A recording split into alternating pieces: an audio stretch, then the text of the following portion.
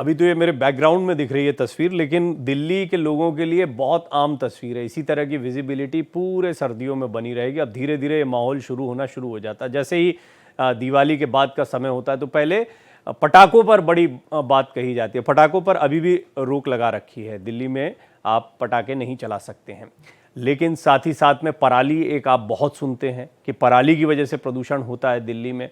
और दिल्ली वैसे भी बढ़ती चली जा रही है, गाड़ियों की तादाद बढ़ती चली जा रही है, वो भी एक कारण दिखाई पड़ता है। बहुत सारे कारण हैं। एक बात बहुत साफ है जिस पर सब एक मत हैं, वो ये है कि दिल्ली के हालात बद से बदतर होते चले जा रहे हैं। यहाँ सांस लेना मुश्किल हो रहा है। कारण क्या है और इस समस्या का निदान क्या है, इसको थोड़ा समझने का प्रयास करते हैं। आज सर्दियां शुरू होने वाली हैं, प्रदूषण की मार फिर दिल्ली एनसीआर झेल रहा है। दिन ब दिन एयर क्वालिटी अभी से खराब होनी शुरू हो गई है। फिलहाल दिल्ली सरकार जल्द ग्रैब 2 लगा सकती है, जिसमें डीजल जनरेटर पर रोक लगाई जा सकती है। वहीं हरियाणा सरकार ने पराली जलाने पर एफआईआर करने के निर्देश दिए हैं। प्रदूषण पर सियासत भी जारी है, इस पर चर्चा करेंगे, लेकिन उससे पहले ये रिपोर्ट।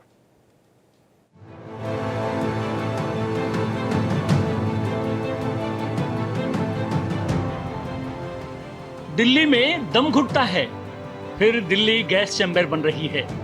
दम घोटू हवा का सेहत पर बुरा असर पड़ रहा है, या यूं कह लें सबकी सांसों पर प्रदूषण का पहरा है। वहीं यमुना भी बढ़ते प्रदूषण से झागदार हो गई है। मतलब ये कि दिल्ली की आबो हवा खराब हो गई है। बढ़ते प्रदूषण से हवा की क्वालिटी हर दिन खराब हो रही है। ऐसे में अब ग्रैब 2 भी जल्द लगने की संभावना है। ग्रैब 2 के तहत डीजल जनरेटरों पर रोक जैसी पाबंदियां लगाई जाती हैं। बहरहाल दिल्ली सरकार ने एयर पोल्यूशन को लेकर शुक्रवार को अहम मीटिंग की। राज्य सरकार के पर्यावरण मंत्री गोपाल राय ने बताया कि एयर पोल्यूशन वाले 13 हॉटस्पॉट की पहचान की गई है। शनिवार से फील्ड वर्क शुरू किया जाएगा। ये सारा टीमों का ग्राउंड रिपोर्ट जो हुआ है उसका इन्होंने रिपोर्ट सबमिट किया है। अब कुछ दिनों बाद ड्रोन से ये इम्प्लीमेंटेशन हो रहा है, नहीं हो रहा है, क्या हो रहा है, अब ये इन्होंने एक्शन जो आज रिपोर्ट सबमिट की है, आज जो टीमें बनी हैं, इनको हमने कल ग्राउंड पे विजिट करने का डायरेक्शन दिया है। फिर 2-3 दिन इनके काम इम्प्लीमेंटेशन को देख करके फिर उसकी मॉनिटरिंग के लिए फिर उसको यूज करें। वहीं बढ़ते प्रदूषण को लेकर बीजेपी ने दिल्ली सरकार पर वार किया। बीजेपी नेता शाजिया इल्मी ने कहा, इस बार सर्दियों से पहले ही ग्रैब जारी कर दिया गया है। AQI बढ़ गया है, ये पहले से ही खराब श्रेणी में है। सर्दियों से पहले ही ग्रैब्स लागू कर दिया गया है। AQI इतना खराब हो गया, बढ़ गया है। ये जो हवा जो है अभी से ऐसी हो गई है कि आप सांस नहीं ले पा रहे हैं। दम घोटू हवा जिसे कहते हैं ऑलरेडी, और जो उसकी कैटेगरी है वो पुअर कैटेगरी में ऑलरेडी चला गया है। हर तरीके से लोगों ने आम आदमी पार्टी से कहा है और उनके मंत्रियों से कहा है, मुख्यमंत्री से, कि हमें बेहतर हवा दे दो, प्रदूषण को रोक दो। 23 करोड़ का स्मोक टावर बनाया था, अभी तक बंद पड़ा है। प्रदूषण में पराली का अहम योगदान है। ऐसे में पराली को लेकर हरियाणा सरकार सख्त हो गई है। अब पराली जलाने पर FIR होगी। सरकार द्वारा गाइडलाइन इशू की गई है कि अगर कोई किसान पराली जलाता है तो उसके मेरी फसल मेरा बरा के रिकॉर्ड में उसको रेड एंट्री कर दी जाएगी, जिससे किसान मंडी में अपनी फसल की बिक्री नहीं कर पाएगा। पिछले साल से कुछ मामले बढ़े हैं क्योंकि सितंबर के महीने में बारिश आ गई थी और बारिश आने की वजह से कुछ किसानों द्वारा वेजिटेबल की सोइंग की जानी थी, तो उनकी जल्दी को देखते हुए कुछ किसानों ने पराली मांग लगा दी। लेकिन अक्टूबर के महीने में हम देखें तो पराली जलाने के मामले बहुत कम हुए। ठीक है, ये प्रदूषण फैलने लग रहा है, इससे सांस लेने में दिक्कत हो। मैं तो यही कहना चाहूँ भाई, प्रदूषण ना फैलाएं, जितना हो सके अपनी पराली को बचाओ और बिकन लग रही है बेचो, पैसे भी आएंगे। ठीक है, अच्छा फैसला है सरकार का, ऐसे होना चाहिए। इससे प्रदूषण फैलता है, नुकसान होता है, और जलाने है उपजाऊ जो जमीन है उसके जो कीड़े मकोड़े होते हैं वो अंदर ही जल जाते हैं, इससे जमीन भी कमजोर होती है। बहरहाल दिल्ली में पोल्यूशन बढ़ने के साथ ही यमुना नदी में झाग भी दिखने लगा है। जाहिर है दिल्ली की आबो हवा प्रदूषण की गिरफ्त में है। सवाल यही, आखिर कब मिलेगी प्रदूषण से निजात? Bureau report, Bharat express.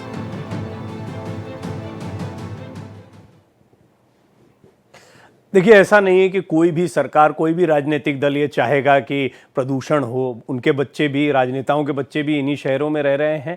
सभी इस पर्यावरण को ठीक रखना चाहते हैं और ये प्रदूषण की चुनौती से निपटना चाहते हैं, लेकिन इसके बावजूद कमी कहाँ रह जाती है। इच्छा शक्ति में।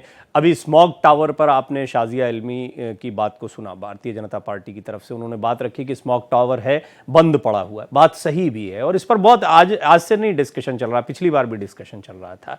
इसको समझते हैं, थोड़ा बात करते हैं, इसके अलग अलग पहलू सामने आएंगे। शुभेंदु शेखर अवस्थी, प्रवक्ता भारतीय जनता पार्टी, मेरे साथ जुड़ रहे हैं। आनंद आर्या जी, जाने माने पर्यावरणविद हैं, वो भी पैनल का हिस्सा हैं। आनंद जी, आपका स्वागत है।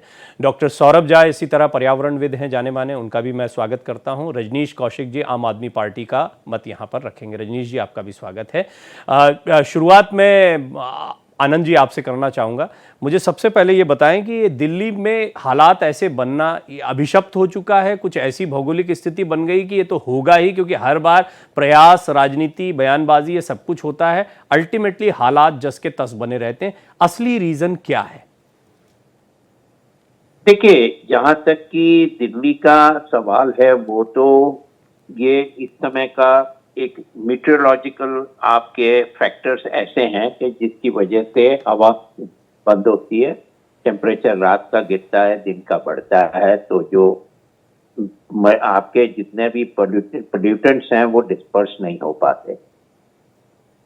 तो ये तो होगा, और इस समय हमको ज्यादा लगता है क्योंकि पिछले 4 महीने 3 महीने जो मानसून बरसात होती है उससे सब साफ हो जाता है।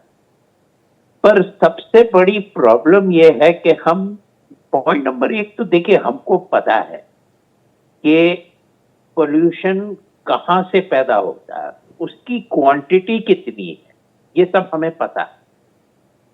उसके अलावा हमको यह भी पता है कि इसका निदान क्या है, सॉल्यूशंस क्या है, और ये आज से नहीं पता, ये हमें पिछले 15 साल से पता है कि कैसे करना है, क्या करना है। अब सबसे बड़ी प्रॉब्लम आती है कि अगर आपको ये सब कुछ पता है तो फिर ऐसा क्यों हो रहा है। उसका सीधा, बड़ा, साधारण, सिंपल समझने वाला ये है कि जो हमारे ब्यूरोक्रेसी है, जो हमारे पॉलिटिकल एग्जीक्यूटिव हैं, और जो हमारी जुडिशरी है, ये तीनों के तीनों ही ब्लेम करने वाले। साधारण नागरिक मेरे जैसा या आपके जैसा, हम क्या कर सकते हैं? हम अपने हिस्से में जहां तक कि कुछ पोर्शन आता है कि वहां पे हम अपनी तरफ से पोल्यूशन को देखें कि भाई सर थोड़ा स्पेसिफाई करिए ना कि कहां पर हमको क्या जानकारियां हैं, और ये ब्यूरोक्रेसी या जो भी काम कर सकते हैं वो कहां काम नहीं कर पा रहे हैं। अब देखिए, नंबर एक तो ये पोल्यूशन कंट्रोल करना एक दिन का काम नहीं है, ये आपका 24 घंटे 365 दिन का काम है। अब सबसे पहले, अभी आपने कुछ विजुअल्स दिखाए, यमुना रिवर का दिखाया आपने जी, कि किस तरह से पोल्यूटेड है।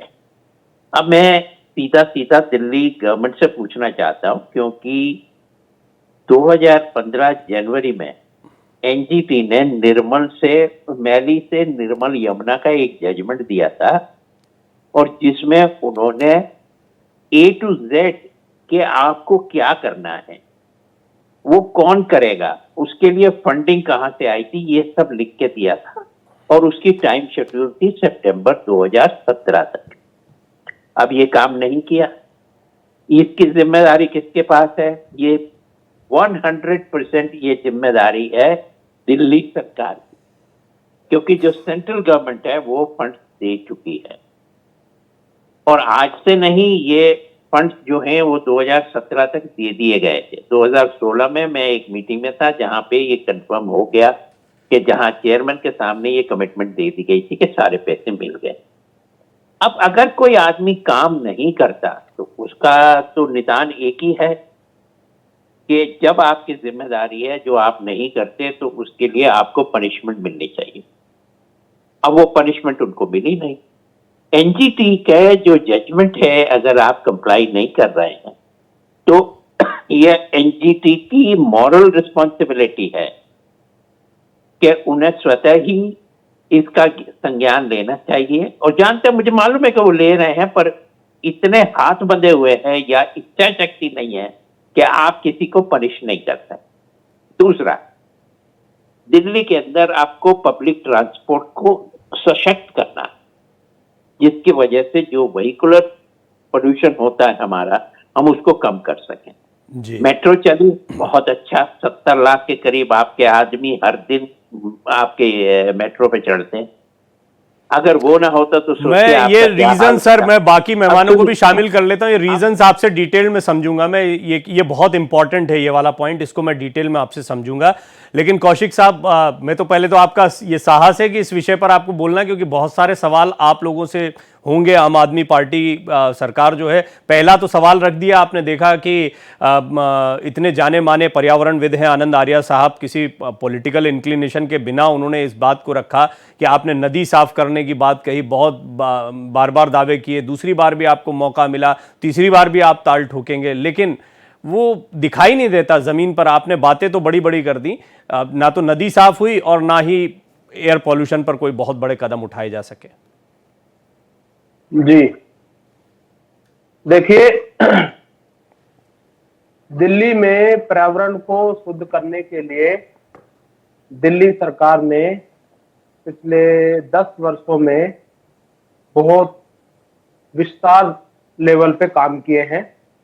हर साल दिल्ली सरकार का जो पर्यावरण मंत्रालय है, हमारे पर्यावरण मंत्री गोपाल राय जी के नेतृत्व में 55 लाख पौधे पिछले साल लगाए पूरे दिल्ली में, और इस साल भी लगभग 57 लाख पौधे दिल्ली में, दिल्ली के जितने पार्क हैं, स्कूल हैं, खाली ग्राउंड है, रिच एरिया है, सब जगह पौधे लगाने का कार्य किया गया। इससे पोल्यूशन को कम करने में मदद मिली।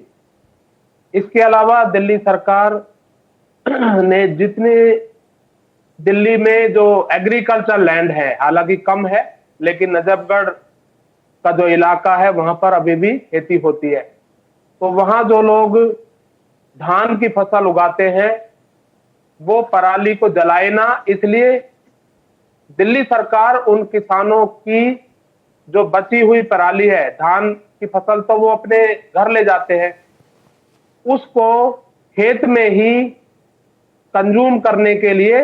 कौशिक साहब, आपने अभी कहा कि दिल्ली में प्रदूषण कम करने में इससे मदद मिली, लेकिन दिल्ली में प्रदूषण कम कहां हुआ? आप प्रयास तो कर रहे हैं, आपको नतीजे से देखा जाएगा, प्रयास से थोड़ी देखा जाएगा। देखिए सरकार प्रयास कर रही है, लेकिन कुछ चीजों में नतीजे एकदम नजर नहीं आते, क्योंकि आप देखते हैं कि दिल्ली में हर साल वाहनों की संख्या बढ़ती जा रही है। अधिक से अधिक दिल्ली के लोग अधिक से अधिक गाड़ियां खरीदते जा रहे हैं, चाहे वो उन गाड़ियों को, भले ही एक सिंगल पर्सन उस गाड़ी को चला के ऑफिस जा रहा है, लेकिन गाड़ी से जाना है।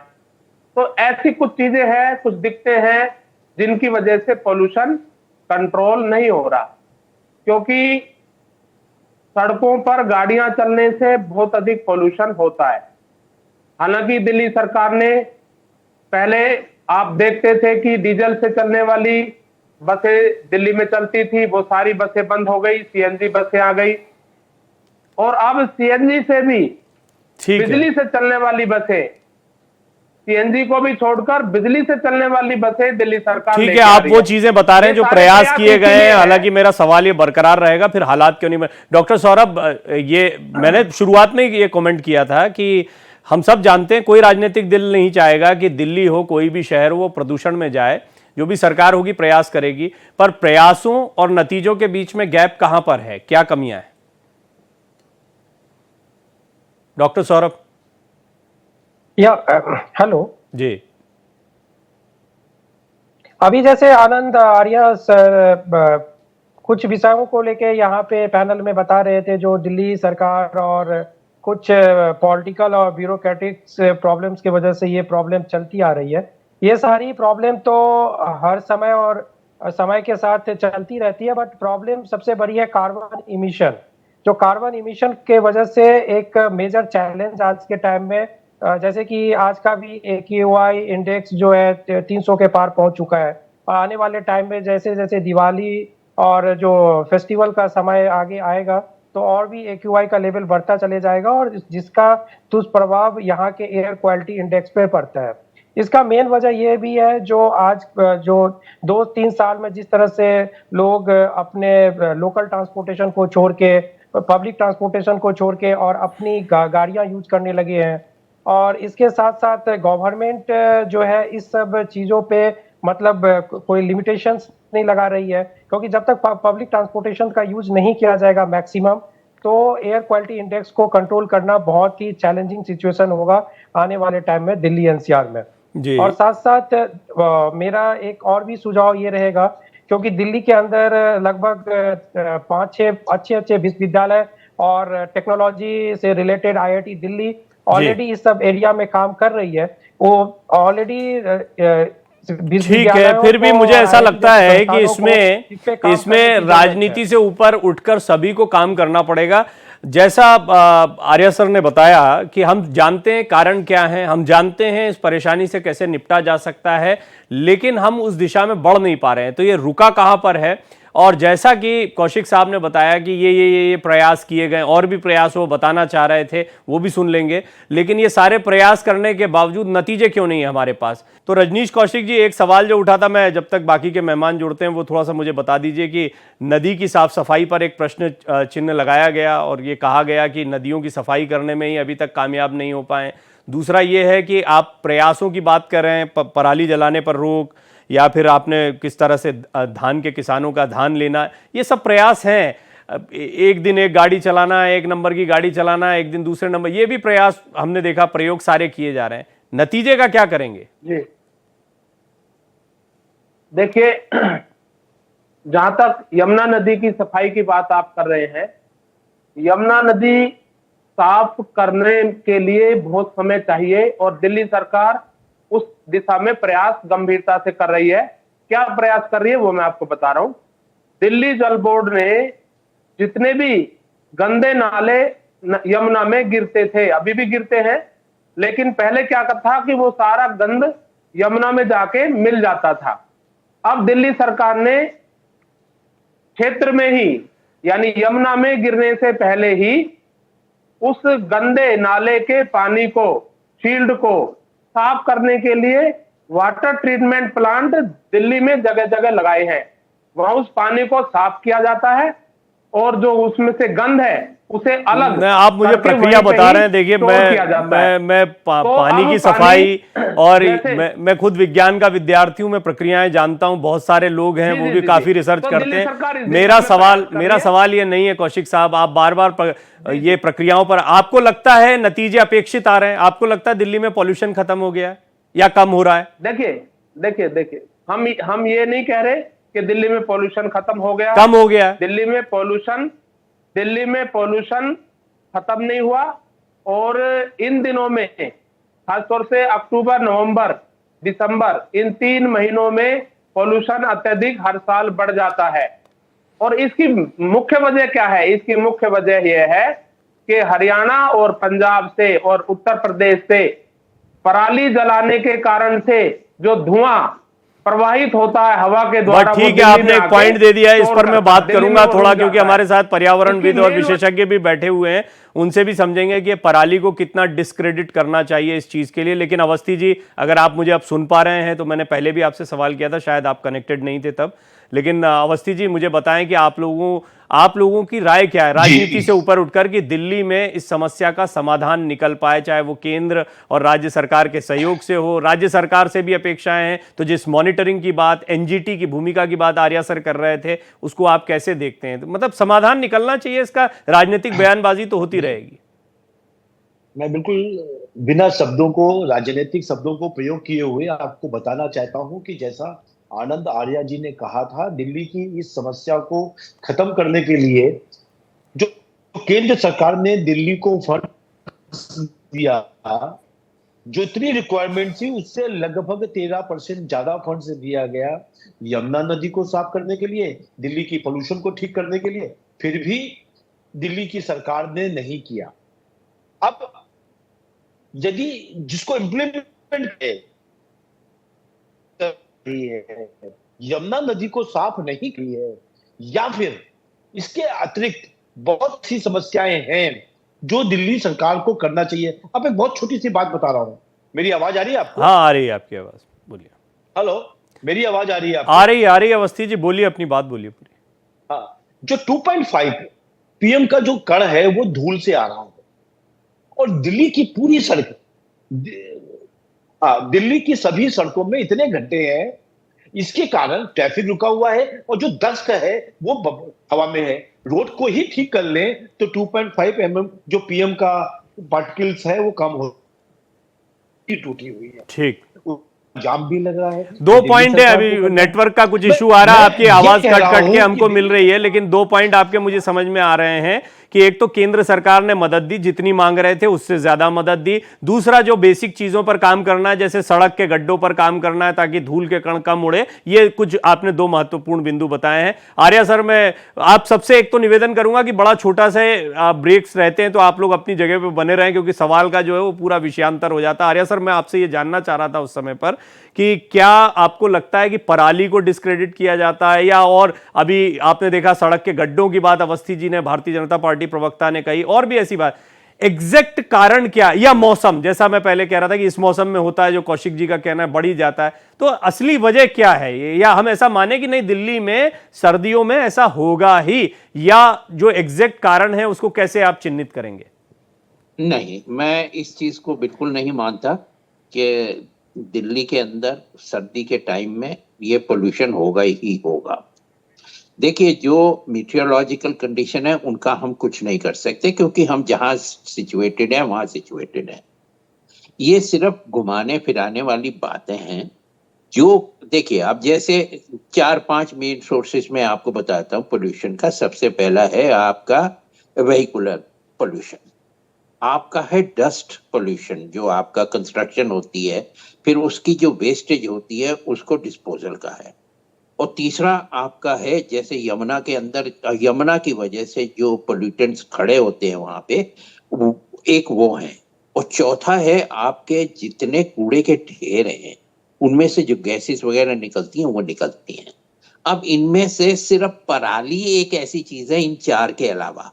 वैसे तो देखिए 10 और हैं, I can give you exact percentages 1 2 3 4 के इतना परसेंटेज आता है, वो सबको मालूम है। आप कारण बता रहे थे, एक सवाल छोटा सा उसमें जोड़ देना चाहता हूं कि क्या ये तो, क्योंकि जो स्थितियां आप बता रहे हैं वो स्थितियां 12 महीने बनी रहती हैं, लेकिन सर्दियों में क्या ये परेशानी इसलिए ज़्यादा बढ़ जाती है क्योंकि वो कण जो हैं वो कंडेंस हो जाते हैं या स्मॉग की शक्ल ले लेते हैं? थोड़ा सा इसको भी समझाएं कि सर्दियों में ही ये दिक्कत ज़्यादा क्यों दे, वैसे तो पॉल्यूटेड रहती है दिल्ली 12 महीने।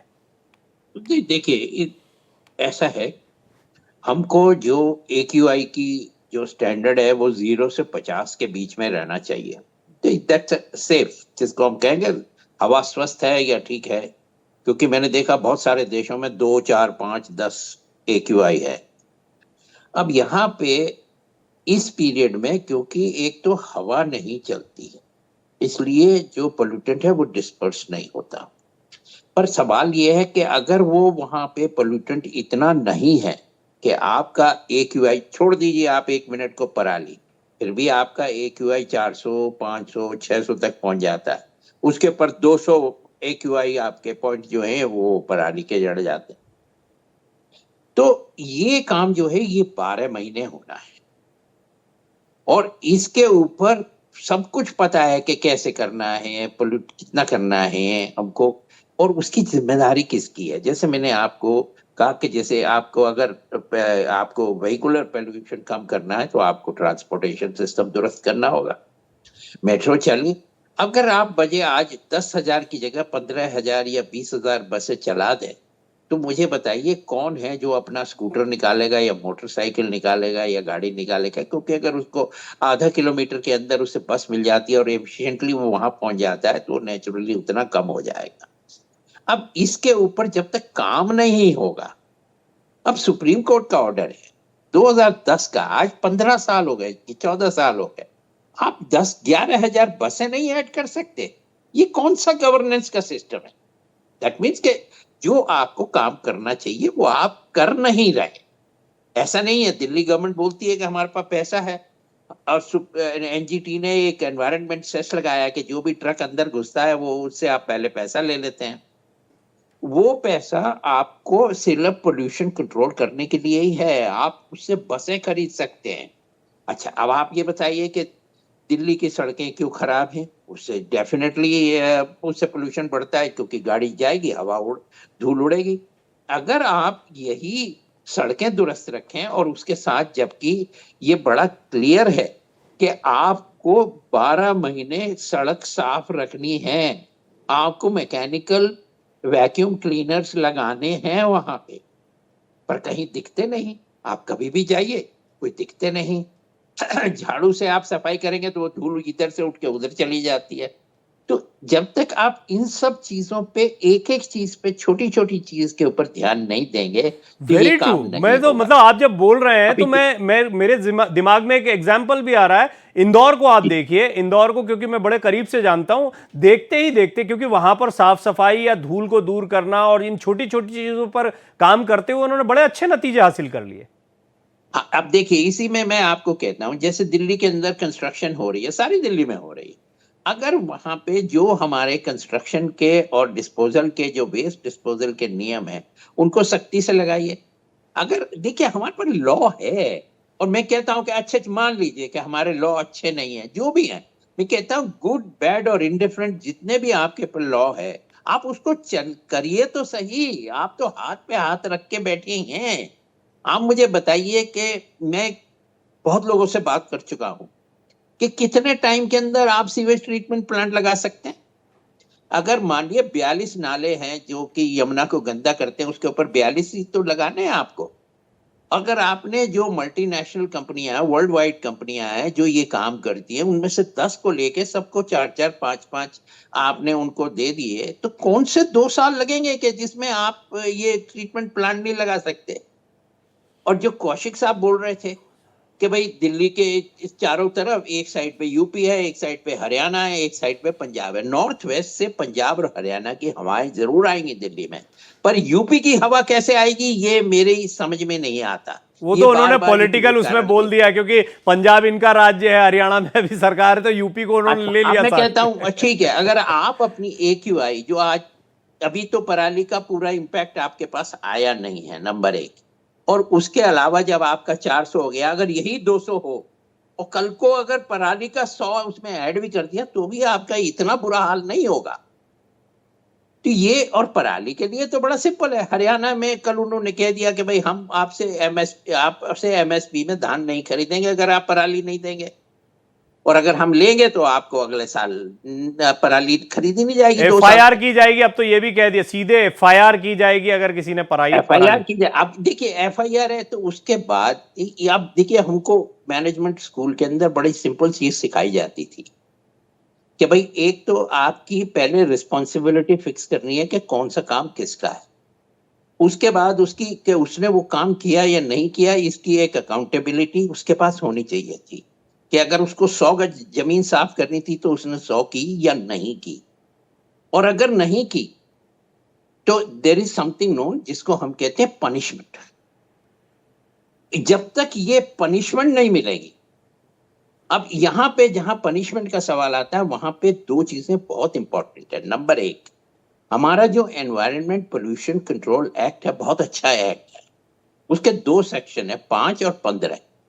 5 के अंदर सेंट्रल गवर्नमेंट और या उसकी ऑथराइज्ड एजेंसी लाइक CAQM, अगर वो एक डायरेक्शन देते हैं पंजाब सरकार को या पंजाब के चीफ सेक्रेटरी को या ABCD जिसको भी देनी है कि मैं आपको ये डायरेक्शन दे रहा हूं सेक्शन 5 के अंतर्गत, अगर आप ये इंप्लीमेंट नहीं करते हैं तो सेक्शन 15 लागू होता है, और सेक्शन 15 में पहले 7 साल की सजा है, फाइन बाद में होता है। जैसे कहीं पे होता है ना कि आप लॉ के अंदर लिखा हुआ है कि फाइन और इम्प्रिजनमेंट फॉर 1 ईयर, यहां 7 साल की सजा है। आप ये करके देखिए, फिर देखते हैं किसमें इतनी हिम्मत है। ये तो खैर सर, ये आपने जो विषय छेड़ा है तो अन्य मुद्दों पर भी लागू होता है। हम कई बार सिंगापुर का, अन्य देशों का उदाहरण भी उठा लेते हैं। हम देखते हैं कि कानून व्यवस्था ने वहां पर, चाहे ट्रैफिक हो, दूसरी चीजें, उनको कितना बेहतर किया है। लेकिन कौशिक साहब, आपने कई काम बताए, और मैं ये भी नहीं कहूंगा कि कोई छोटे काम है। आपने कहा कि बसें खरीद, लेकिन उतनी नहीं है, या जिस तरीके से ट्रांसपोर्टेशन पर अभी आर्या सर ने कहा, या नदी की सफाई पर बात उन्होंने कही, सड़कों का मुद्दा अवस्थी जी ने भी उठाया, आर्या सर ने भी उठाया। ये इतनी सारी चीजें, और ऐसा नहीं कि फंड्स नहीं है आपके पास, इच्छा शक्ति नहीं हो, क्यों नहीं पा रहा है? क्या पॉलिटिकली आप लोग ऑक्यूपाइड हैं कहीं और, या क्यों नहीं कर पा रहे हैं? ये थोड़ा सा बताएं। देखिए, आप मुझे थोड़ा समय दीजिए, मैं आर्य साहब की भी कुछ बातों का जवाब देना चाहूंगा। इन्होंने बहुत अच्छी बातें कही हैं, लेकिन आप समय दीजिए, बीच में आप अधूरी बात रह जाती है, फिर उसका अभी आप इतना समय तो इसी में ले गए, निकलता है। भूमिका में बोलिए ना आप अपनी बात। जी जी जी, हाँ मैं बोल रहा हूं। देखिए, दिल्ली में लगभग 1800 अनऑथराइज्ड कॉलोनियां हैं, और वो सारी डेवलपिंग कॉलोनियां हैं। अभी जैसे बीजेपी के प्रवक्ता शुभेंदु जी ने कहा कि जी सड़कों पे धूल उड़ती है, उससे भी पोल्यूशन फैलता है पोल्यूशन। लेकिन जहां की ये बात कर रहे हैं ना, सिटी, मेन सिटी, वहां पर कोई सड़क खराब नहीं है। सारी सड़कें, जितनी पीडब्ल्यूडी रोड्स हैं दिल्ली सरकार की, वो सब फाइनेंस सड़कें हैं। सिर्फ जो अनऑथराइज्ड कॉलोनियां है वो एक डेवलपिंग एरिया है, और वहां पर लोगों को मूलभूत सुविधाएं देने के लिए पिछले 4 साल से लगातार सीवर लाइनें डाली जा रही है। अब सीवर लाइन डलेगी तो नेचुरल सड़क खोदनी पड़ेगी, फिर वो सीवर, जब सीवर लाइन डलने का काम कंप्लीट हो गया तो वहां पे सड़कें बनाने का काम अब जारी है, ये चल रहा है। दूसरी बात, इन्होंने अभी आर्य साहब ने जैसा कहा कि अक्टूबर, नवंबर, दिसंबर, इन 3 महीनों में जो पराली जलने से धुआं यहां आता है, उससे पोल्यूशन मेन फैलने का कारण वो है, जड़ वो है। और उसी से ही जो आप जो बता रहे हैं कि AQI इतना हो गया तो बेहद खराब स्थिति हो जाएगी, AQI जो बढ़ता है वो उस पराली जलाने के कारण फैले हुए या दिल्ली में आए हुए धुएं से बढ़ता है। यदि ऐसी स्थिति होती तो आज आप अक्टूबर के महीने में 18 तारीख को डिबेट कर रहे हैं पर्यावरण पर। आपने कभी मई या जून में तो डिबेट नहीं की इस विषय पर, नहीं की होगी ना, इसलिए नहीं की क्योंकि उस समय ज्यादा पोल्यूशन नहीं होता। पोल्यूशन पर डिबेट में हर साल इस डिबेट में भाग लेता हूं, इन्हीं दिनों में होती है। कौशिक साहब, एक छोटी सी चीज ऐड करने की इजाजत दीजिए। कौशिक साहब, एक मिनट में थोड़ा एक छोटी सी बात सुनिए तो सही, इसीलिए आपकी इजाजत मांग के बात को ऐड कर रहा हूं भाई। अभी आर्या सर ने जो बात कही उसको आपने बिल्कुल घुमा दिया, उन्होंने ये पॉइंट नहीं रखा। उन्होंने ये कहा कि AQI अगर 100 पराली से बढ़ भी रहा है तो 400 जो पहले से दूसरे कारणों से है उसको कम करिए। अगर वो 200 पर रहेगा तो 100 इधर से आ भी जाए, मान लो, उसको भी रुकना चाहिए, वो 100 भी खत्म करो। लेकिन पहले से स्थितियां जो 400 AQI पर जा रही है, पराली ना भी जले रोक लेंगे तो भी आप नहीं रोक पाएंगे AQI को, ये पर्यावरणविद आर्या सर का कहना है। तो अब ये इस वैज्ञानिकों पे छोड़ देते हैं इस बात को, तो उन्होंने बता दिया। इसको बताइए कि यहां के हालात क्यों खराब है। मैं बता रहा हूं, उसको रोकने के लिए भी दिल्ली सरकार के पर्यावरण मंत्रालय, मैं खुद पर्यावरण मंत्रालय से जुड़ा हुआ हूं, मेरी संस्था है दिल्ली पर्यावरण मित्र परिषद, उसके माध्यम से हम दिल्ली में अपनी टीम के साथ पौधारोपण अभियान पिछले लगभग 5 साल से लगातार चला रहे हैं, जो पूरे साल भर चलता है। ये सब उसको उसी दिशा में एक प्रयास है कि जितने पौधे लगेंगे उतना ही पर्यावरण प्रदूषित रहित बनेगा। आप देखेंगे कि 2015 से पहले दिल्ली का जो ग्रीन बेल्ट एरिया था वो 19% था, और आज वो 23% हो गया बढ़कर। तो इस दिशा में प्रयास किया है दिल्ली सरकार ने, तभी ग्रीन बेल्ट एरिया बढ़ा है। तो सरकार भी और जो NGO हैं, जो संस्थाएं हैं, वो सब मिलकर इस दिशा में प्रयास कर रही हैं। इसके अलावा जैसा मैंने अभी पहले बताया कि दिल्ली जल बोर्ड ने पोल्यूशन को रोकने के लिए, जो यमुना में पोल्यूशन की बात इन्होंने उठाई, उसको रोकने के लिए जगह जगह वाटर ट्रीटमेंट प्लांट लगाए हैं पूरी दिल्ली भर में, जिससे कि यमुना में गंदा पानी ना छोड़ा जाए और साफ पानी वहां पर छोड़ा जाए। तो ये काम नहीं कर रहे हैं क्या? क्योंकि यमुना के हालात तो जस के तस बने हुए, बद से बदतर हो रहा है। छठ की पूजा होनी है, झाग वाला पानी बना हुआ है वहां पर। जी जी जी, इस बात से इनकार नहीं किया जा सकता, लेकिन क्या है कि यमुना को प्रदूषित रहित बनाने के लिए बहुत समय चाहिएगा, और सेंट्रल गवर्नमेंट की मदद की इसमें अधिक से अधिक हमें आवश्यकता पड़ती रहेगी। हालांकि सेंट्रल गवर्नमेंट ने जैसा देखिए अभी ऐसा आनंद है साहब ने भी कौशिक साहब पैसा मैंने दिया पहले ही है, कहा था कि लेकिन और भी हमें पैसा चाहिए। ठीक है कौशिक देखिए, साहब ये मैंने समस्या सिर्फ यमुना की नहीं है, ये गंगा की भी है। सुनिए तो सही गंगा भी सुनिए तो सही प्रदूषित बात तो सुनिए। होती जा रही है कौशिक साहब लगातार। ऐसा है कि ये सभी पॉलिटिकली आप पार्टी को डिफेंड कर रहे हैं, बड़ा चुनौतीपूर्ण रहता है ये कार्य, मैं जानता हूं। आप पैनल सुनिए, मेरी बात तो सुनिए धैर्य से। एक्चुअली मैं भी थोड़ा पानी के विषय का जानकार हूं, इसीलिए भी मैं कह रहा हूं कि अभी आप जो जानकारियां दे रहे हैं ना वो बहुत आधी अधूरी सी जानकारियां हैं। आप कह रहे हैं ट्रीटमेंट प्लांट लगा दिए गए हैं, यमुना में पानी साफ होकर जा रहा है, उसके बाद ही हालात, और आपने कहा थोड़ा समय लगेगा। यही काम सिंगापुर वाटर टेक्नोलॉजी के मामले में, या इजराइल जो हमारा बड़ा अच्छा मित्र है, इनके पास ऐसी टेक्नोलॉजी है कि ये काम इतना फटाफट हो सकता है। और इसमें मैंने पहले भी कहा था कि केंद्र की भी भूमिका होनी चाहिए। मैं जाऊंगा शुभेंदु जी के पास भी। डॉक्टर सौरभ कुछ कहना चाह रहे थे, कुछ पॉइंट ऐड ऑन करना चाह रहे थे जो आर्या सर ने बातें कही, कौशिक जी ने कही। सर मैं आता हूं, एक बार डॉक्टर सौरभ को भी सुन लेते हैं, वो कुछ पॉइंट ऐड करना चाह रहे हैं। जी डॉक्टर सौरभ। हमारा सवाल रजनीश कौशिक जी से था, क्योंकि आनंद आर्या सर ने बहुत सारी पॉइंट्स ऐसी है जो बहुत ही जेन्युइन है, और उस फैक्ट को छोड़ के मैं आप समर्थक कौशिक सर से पूछना चाह रहा था, गवर्नमेंट की क्या ठोस प्लान है? जब भी बरसात की समय आती है तब उस समय हम ड्रेनेज की बात करने लगते हैं। अब नवंबर दिसंबर की टाइम आई तो हम पर्यावरण पे से रिलेटेड इशू पे बात करते हैं। आप गवर्नमेंट की क्या साल भर की प्लान है? अभी किस तरह से दिल्ली को प्रदूषण मुक्त किया जा सकता है? देखिए, आम आदमी पार्टी की जो सरकार है दिल्ली में, उसकी प्लान मैंने आपको कुछ पॉइंट पहले बताए, लेकिन बीच में मेरी बात अधूरी रह जाती है हर बार। और भी मैं आपको प्लान इस बारे में बताऊंगा, लेकिन आप धैर्य से सुने तो मैं इस दिशा में कुछ बताऊं। दिल्ली सरकार, जैसा कि मैंने पहले भी बताया कि पर्यावरण मंत्रालय दिल्ली सरकार का, वो हर साल यानी पिछले साल 55 लाख पौधे लगाए, इस साल 57 लाख पौधे लगाए, उससे पिछले तीसरे साल यानी 2022 में भी हमने पौधे लगाए। तो ये पौधे लगाने का जो अभियान है वो इसीलिए है। कौशिक साहब आप हर बार कह रहे हैं, 2-3 बार आपने बोला कि मेरी बात अधूरी रह जाती है, लेकिन तीनों बार आप एक ही पॉइंट बोलते हैं, एक ही बात घुमा के रख रहे हो, कह रहे हैं मेरी बात अधूरी रह जाती है। कितनी बार बोलेंगे आप पौधा लगाने की बात को? दिल्ली सरकार इसके अलावा दिल्ली सरकार सड़कों के किनारे पर जो धूल मिट्टी उड़ने की बात इन्होंने कही है, उसको रोकने के लिए स्मोक को दूर करने की गाड़ियां चलाती है, जिससे कि धूल मिट्टी हवा हाँ, में ये स्मॉग टावर भी जरा समझते हैं, क्योंकि स्मॉग टावर आपका जो बंद पड़ा है उस पर बड़े प्रश्न चिन्ह खड़े हो रहे हैं। दिल्ली सरकार ने स्मोक टावर भी लगाए हैं, तो वो तो खराब पड़ा हुआ है, उसी पर तो बहस हो रही है। वो खराब पड़ा हुआ है जी वो अभी चालू होना चाहिए था। खराब मशीनरी है, खराब होना एक अलग विषय है, तो वो ठीक भी हो जाएगा जी। आर्या सर कुछ कहना चाह रहे हैं। अवस्थी जी आप अपनी बात बोले तो मैं आर्या सर के पास जाऊं, थोड़ा इसको समझना पड़ेगा, ये विषय बड़ा गंभीर है। अब बोलिए अवस्थी जी। देखिए कौशिक साहब, आप ये समझिए कि आपकी सरकार कोई काम नहीं कर रही है। यहाँ आधे घंटे से आप सबको समझा रहे हैं क्या काम किया। इतने पेड़ लगाए होते तो ये पोल्यूशन होता। रोड को खराब करके रखा हुआ है, उसको प्लास्टर नहीं कर रहे हो, और आप यहाँ पब्लिक के बीच में बोल रहे हो कि अनऑथराइज्ड कॉलोनी में काम चल रहा है। अरे दिल्ली की रिंग रोड, आप सुनिए कौशिक साहब, दिल्ली की रिंग रोड इतनी टूटी है कि धूल है।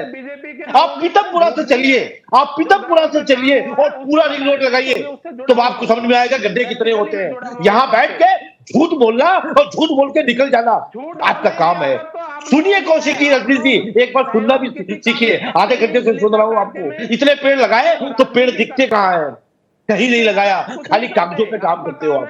और दूसरी चीज, पराली के ऊपर केमिकल बनाते हो, केमिकल 40,000 का केमिकल, 16 लाख रुपए का डिस्ट्रीब्यूशन चार्जेस और 22 करोड़ रुपए का उसके ऊपर एडवर्टीजमेंट। ये आपका काम है। आपने एक स्मोक टावर बनाया, केवल एक स्मोक टावर, वो भी बंद पड़ा हुआ है भैया। 25 करोड़ रुपए खर्च कर दिया आपने, और आप कह रहे हो कि बढ़िया बात कर रहे हैं, हमने कितने काम कर दिए। आपने एक काम किया होता, रजनीश जी, आपने एक काम किया होता, रोड अच्छी कर दी होती तो पोल्यूशन 100 यूनिट कम होता।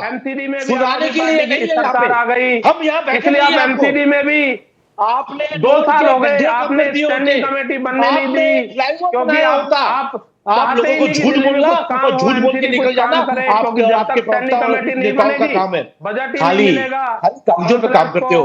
कौशिक साहब सुनो, पहले सुनो, आप बहुत देर से सुन रहे हैं आपकी बात। एक काम नहीं किया आपने, एक एफिडेविट दिया था, आपने कोर्ट में एफिडेविट दिया था कि 21 पॉइंट लगाएंगे, एक पॉइंट में काम नहीं किया आपने एक जगह काम नहीं किया और यहाँ सबको सामने। चलिए ठीक है, ये देखिए पॉलिटिकल पार्टीज का ये काम है, पार्टी प्रवक्ताओं की तरफ से मैं यही एक्सपेक्ट कर सकता था। और ये दोनों का एक दूसरे का बयान हम जरा आर्या साहब जैसे सीनियर पर्यावरणविद हमारे साथ मौजूद हैं। आर्या साहब खुद भी कुछ कहना चाहते हैं। आर्या साहब कई बातें कही कि पेड़ लगाए जा रहे हैं, ये काम किए जा रहे हैं, ये कितना बड़ा समाधान है या ये ऊंट के मुंह में जीरा है? देखिए, है तो ऊंट के मुंह में जी रहे हैं, क्योंकि काम तो मेरे हिसाब से कुछ हुआ नहीं है। अब पेड़ लगा दिए, बहुत अच्छा है। उन पेड़ों को असली उनका इम्पैक्ट तो 10-15 साल बाद नजर आएगा, जब वो बड़े हो जाएंगे। तो छोटे से पेड़ लगाने से कुछ नहीं होगा। अब कौशिक साहब से एक सवाल पूछना है कि एनजीटी ने आपको यमुना में ये जितने भी वाटर ट्रीटमेंट प्लांट लगने थे और ये सारा काम करने के लिए आपको 32 महीने दिए थे, 2 साल 8 महीने दिए, और आपने क्या किया है? आज 9 साल हो चुके हैं, 9 साल के ऊपर भी 9 महीने हो गए हैं। तो ये प्रयास करते रहेंगे, ये कब तक होगा? मैं बता रहा हूं सर आपको, मैंने आपसे पहले भी कहा डॉक्टर तिवारी, कि जब तक इनको पनिशमेंट नहीं मिलेगी कि आपने ये काम नहीं किया, मेरे हिसाब से दिस इज डेरेलिक्शन ऑफ ड्यूटी। इसी के साथ साथ ये कंटेम्प्ट ऑफ कोर्ट है, और सुप्रीम कोर्ट के जो आदेश हैं और जिनकी इन्होंने अवहेलना की है, उसके लिए जब तक इन लोगों को सजा नहीं मिलेगी, चिन्हित ऑफिसर्स को सजा नहीं मिलेगी, चिन्हित मिनिस्टर्स को सजा नहीं मिलेगी, तब तक आप ये करते रहिए। और ये जो प्लांट कह रहे थे कि कई प्लांट लगाए गए हैं, आप दिल्ली की स्थिति, आर्या सर आप दिल्ली की स्थिति क्या देखते हैं जब प्लांट की बात होती है? कौशिक साहब ने कहा कि कई प्लांट लगाए गए हैं, पानी फिल्टर होकर जा रहा है। अरे नहीं हो रहा ना, यही तो सबसे बड़ी प्रॉब्लम है। अभी आपको जहां पे 100 लीटर करना है, वहां पे आप 30 लीटर का प्लांट लगा के बैठे हैं कि 30 लीटर कर रहे हैं, 70 तो फिर भी जा रहा है। सवाल ये है, सवाल वहां है, ना बसें ऐड हुई, ना आपके पास ये ऐड हुआ, ना आपके पास कोई किसी तरह का, ना आपके पास डस्ट कंट्रोल है। और ये बताइए कि ग्रैप लगाने का इस समय तो कोई औचित्य, ठीक है कि आपने लगा दिया, आप लॉकडाउन कर दीजिए, हवा बिल्कुल साफ हो जाएगी। 3 महीने तक सबको कहिए अपने घर बैठे हैं, ताश खेलें, दिवाली मनाएं, उसके बाद पटाखे भी चला लें, कुछ भी नहीं होगा। उसके बाद भी पराली आएगी, चली जाएगी, क्योंकि हमारा पोल्यूशन वैसे 0 हो जाएगा। और पराली के लिए भी तो पंजाब में इनकी सरकार है, उसे कंट्रोल करना है। आज से नहीं, 15 साल से सुन रहा हूं। पर जब तक कि वहां पे एफआईआर नहीं होगी, एफआईआर के ऊपर एक्शन नहीं होगा, 2-4 लोगों को सजा नहीं मिलेगी, ये सब कुछ कोई भी काम नहीं होना चाहिए होगा। और मेरे हिसाब से तो ये टाइम आ गया है सुप्रीम कोर्ट के लिए। ठीक है, इस पर कड़ा एक्शन होना चाहिए। जो काम डिलीवर होना था 2017 में जो हो जाना चाहिए था, वो 2024 तक नहीं हो पाया है। कौशिक जी, यानी पंजाब सरकार किसानों को पराली का मुआवजा दे रही है, जिससे कि वो पराली को जलाए नहीं, इस दिशा में प्रयास है ये। इसके अलावा अभी जैसा भी हरियाणा सरकार ने कहा है कि पराली जलाने वाले किसानों के खिलाफ एफआईआर हम करेंगे, उनकी फसल नहीं खरीदेंगे। इसके साथ साथ उन्हें यह भी करना चाहिए कि उनकी पराली को खरीदे, सरकार खरीदे, या उस पराली को खेत में ही कंपोस्ट करने के लिए, खाद बनाने के लिए उनको केमिकल उपलब्ध कराए, जिससे कि वो उसमें केमिकल डाले और वो वही खाद के रूप में परिवर्तित हो जाए। ये स्टेप लेने चाहिए।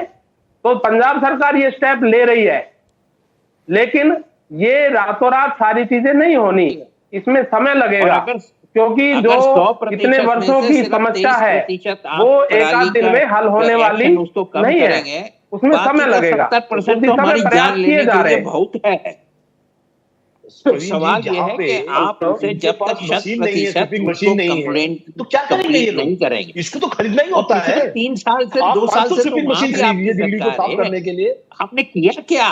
कहीं पे ना तो पराली के ऊपर कंट्रोल है, ना दिल्ली के अंदर बसें हैं, ना आपके पास डस्ट कंट्रोल है, ना आपके पास देखिए कुछ चीजें हैं, सवाल तो यहाँ खड़े हो रहे हैं। कौशिक साहब की अपनी सीमाएं हैं, वो कुछ चीजों पर जवाब दे पाएंगे। ये देखिए सरकार का काम सीमाओं बताने का नहीं है, उन सीमाओं के अंदर रहते हुए। ना मैं तो पैनल की बात कर रहा था, वो आम आदमी पार्टी समर्थक के तौर पर है। 10 साल बात करूंगा, 10 साल तक तो एक गलत लोग मर जाएंगे दिल्ली के, उनकी जिम्मेदारी कौन देगा? आगे भी स्वीपिंग मशीन नहीं खरीद सकते आप तो क्या किसी डॉक्टर से, हर डॉक्टर आपको यही कहेगा कि आपकी 11 साल की आपकी उम्र कम होती चली जा रही है, बच्चों के फेफड़े 50% कैपेसिटी पे काम कर रहे हैं। ठीक है, और इसकी जिम्मेदारी 15 साल से आपकी सरकार डॉक्टर सौरभ चलते चलते मुझे बताइए इमीडिएट एक्शन क्या होने चाहिए दिल्ली में? Doctor Saurabh, immediate action. Doctor Saurabh, immediate action क्या होने चाहिए दिल्ली में? गवर्नमेंट को इस पे सख्त से सख्त कार्रवाई करने की जरूरत है। जो अभी पराली और इससे होने वाली जो समस्या आने वाले टाइम में होने वाली है, क्योंकि इन्हीं की सरकार पंजाब में है और पंजाब में पराली पे यदि कंट्रोल किया जाएगा तो कुछ हद तक हम तो वो तो खैर किया ही जा रहा है। आनंद सर, इमीडिएट एक्शन बहुत संक्षेप में, क्लोजिंग कमेंट।